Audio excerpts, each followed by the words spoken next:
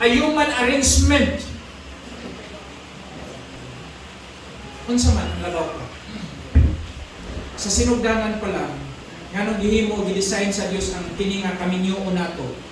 Because God wants to partner our family relationship. Gusto mo partner ang Ginoo sa atong family relationship.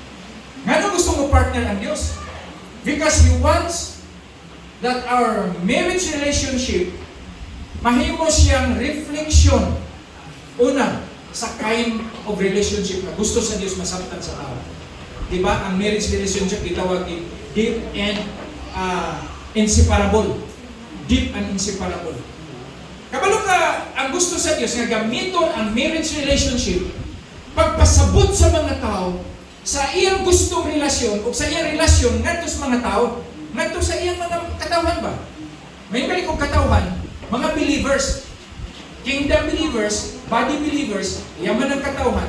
Ang gusto sa Dios nga iyang i-partner ang atong marriage relationship aron mapahayag niya ng gitawag o deep inseparable relationship.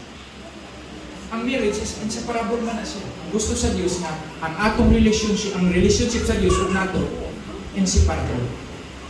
Now karon, Grita, dili lang na sa relationship kundi sa love and sacrifices.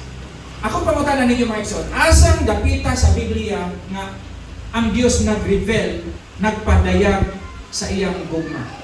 Kanang unang bahin sa Biblia ba nga gisulat ang gugma sa Dios, may tungkol sa gugma sa Dios. Asang dapita nga dunay written revelation about the love of God. Ha? Ano ka balo? The first one, ang grasya, asang pinakabahin unang passage sa Bible mabasa ang grace.